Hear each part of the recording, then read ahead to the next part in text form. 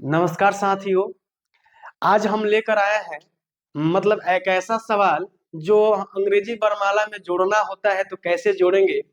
और उसका मान अभी तो जोड़ पर है, घटाव पे भी आएगा, गुणा पे भी आएगा, भाग पे भी आएगा, लेकिन जोड़ में कैसे जोड़ा जाता है, ए का, बी का, सी का कैसे मान ज्ञात किया जाता है, आइए हम लोग बनाने का प्रयास करते हैं।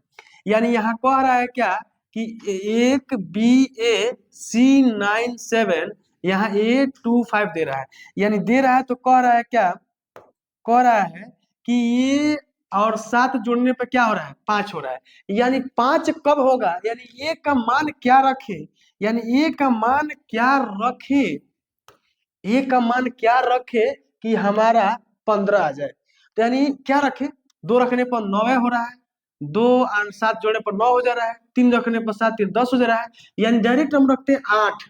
8 अगर ए का मान रखते हैं, ए का मान 8 अब 7 कितना होता है 15। यानी ए का मान हमने रखा क्या जी, 8।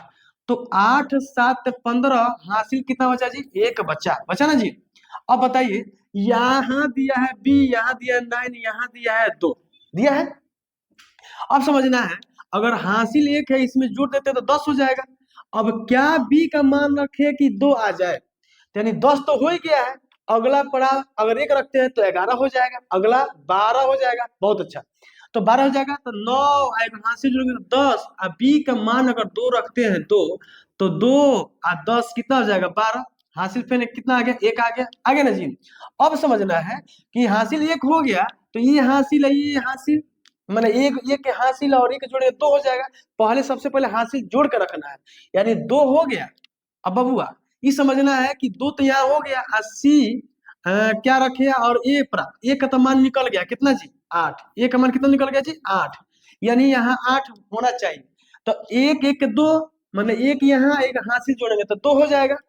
और 2 में क्या जोड़े कि 8 हो जाएगा, तो जोड़ेंगे क्या जी, 6।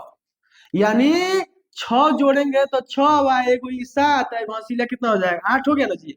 इसका मतलब ए का मान हमारा 8 निकला, बी का मान हमारा 2 निकला, और सी का मान हमारा क्या निकला जी, 6 निकला, निकल गया ना जी। इसी तरह कभी भी ऐसा जोड़ देगा तो हम लोग बहुत इजी तरीके में इसी तरह क्या कर लेंगे, सॉल्व कर लेंगे।